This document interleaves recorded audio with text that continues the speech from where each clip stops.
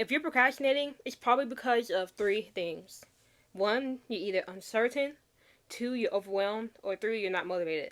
And so, I'm going to be giving you tips to address those three factors. So if you fall into those buckets, then this video is for you. Always tell yourself that you're going to do something small. And this more so helps out in the overwhelmed bucket. Tell yourself you're going to do something small. Now, this isn't like some new advice you've heard. This is, everybody says, do something small. Tell yourself you're going to start small. But I think a lot of us skip over it, and I skipped over it for a long time because I used to procrastinate a ton, like a ton. And I always heard that advice, start small. I'm like, bro, I'm not going to do anything small. If I'm going to get started, I might as well go big because I already don't want to do this. And just do something small and then quit and have to come back to it again. Like, no. It's hard enough for me to get started now. Why do something small when I start? And so I didn't understand that the point is not to do something small. The point is to just tell your brain you're going to do something small. So then you're tricked into doing more. That's why they tell people to do something small. And it took me so long to realize this. But here's the thing. Your brain wants to be lazy. We are, prone to be lazy. That's just how it is. And so if we tell ourselves we're going to do this big task, we're going to feel overwhelmed. It's like when you say you're going to clean your bedroom and it's really messy. You feel overwhelmed, so you don't really do it. You say you're going to do it. Like one day you're going to get around to clean this big mess. And eventually you will, but it's going to take you a long time to get around to it. Like you're going to reach this tipping point where you have to clean your room because it's gotten out of hand.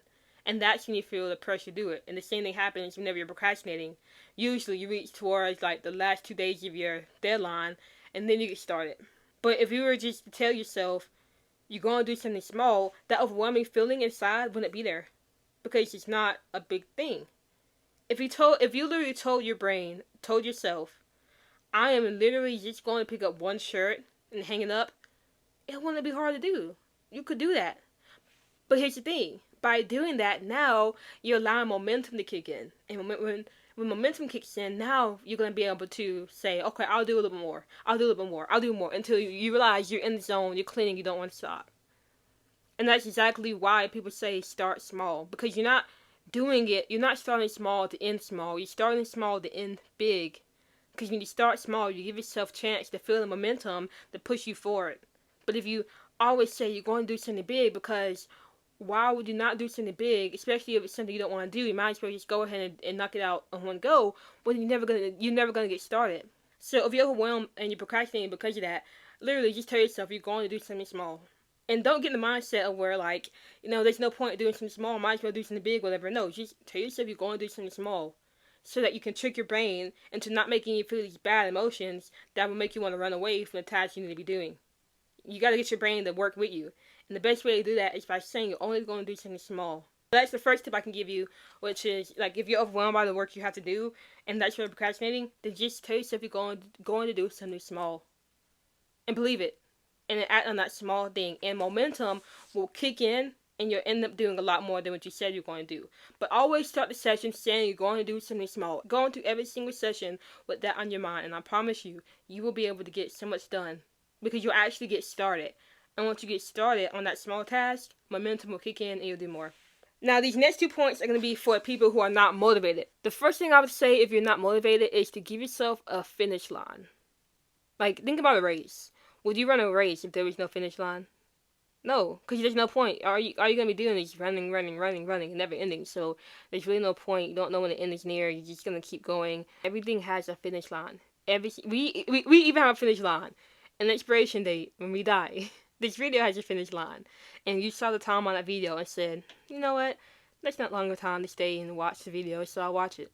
A finish line motivates you to start. It is the starting line.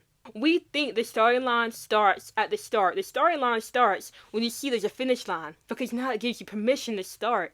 You feel me? So if you're not motivated, maybe you can give yourself a finish line. So you'll know that you're not gonna be doing this forever. You know there's a time when you'll be done with this.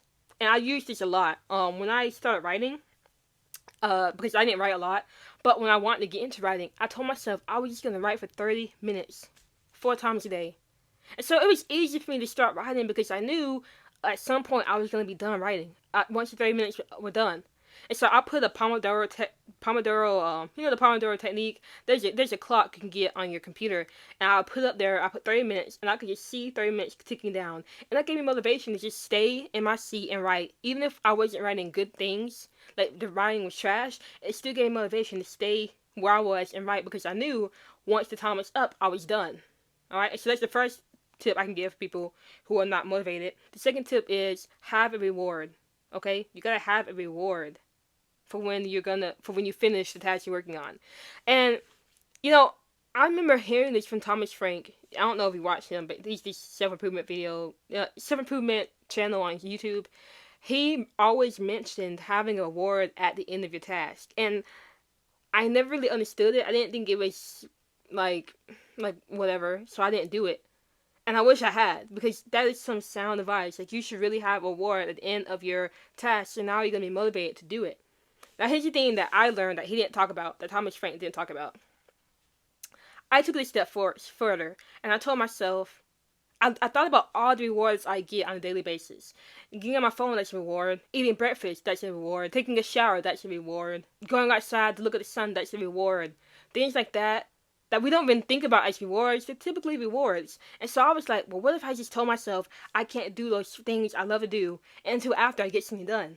And so that's what I did. Like, I get 1 hour of work done. Well, actually, now I get 2 hours of work done first thing in the morning, because I told myself I can't have breakfast, a reward, until I do 2 hours of work. Now, notice I didn't say 2 hours of this thing or that thing or that thing. No, it's just 2 hours of work on whatever I want to do. 2 hours. And so I'm motivated to get that work done because I want to have breakfast. Breakfast is rewarding me. It's the best thing I can have in the morning. I'm a morning bird, so breakfast just kind of hits for me. I don't really care about lunch, but breakfast, I vibe with that. So that gets me up and motivated to do the work.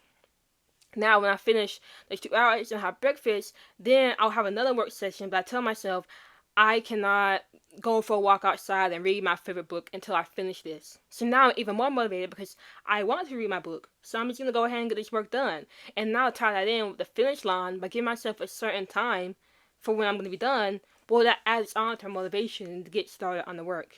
To anybody who's watching this, consider listing the everyday things you do and label them as rewards. And now, instead of allowing yourself to get up immediately in the morning and get on your phone or watch TV or play the game or listen to music, or even take a shower, like something as simple as taking a shower, put something before it, like some work you have to do before you can do that thing. So now you're going to be like, okay, I really want to take the shower, I really want to have breakfast, I really want to go outside, I really want to get on my phone, so I'm going to go ahead and knock this out of the way so I can do it. Alright, now the last tip is for people who are uncertain, who aren't sure about what they need to do, and that's where they procrastinate. And this is going to be very obvious, but I feel like so many people overlook this. Dude, just get more structure in your day. Get more structure. Write down exactly what you're doing, and write down the steps. Literally write down step by step of what you're going to do, so that when it comes down to starting on your work, you don't think about, what am I going to do? No, you just look at, okay, step 1, this. Do-do-do. Step 2, that, bet. Do-do-do. See, there's no work on your end anymore. Like, once you plan everything out, it's just as simple as following the path A to Z. And that's the easiest way to clear up any uncertainty. So now you'll be more willing to just get started because you know what you gotta do.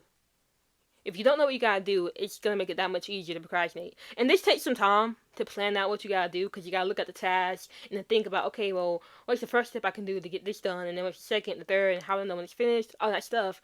But it's worth it. It is so worth it. Now, those are just a few tips I can give on helping you stop procrastinate. If you want more content like this, let me know, because I can go into real big detail, because I used to be a big procrastinator, like really big, and wait until I started implementing some of these things that it made it easier for me to start working instead of continuing to procrastinate. Now, I did add a bonus to this list, which is, if you really don't want to procrastinate anymore, make yourself a routine to follow. Like, literally, write down the times you're going to do something. So for me, I have a routine that I'm following, and right now I'm on routine. From 10:30 to 11 a.m. is when I record videos and edit them. Now, after 11 to 12, that's when I relax and do whatever I want. I just chill. Now, from 12 to 1:30, that's when I work on my job. my personal assistant job.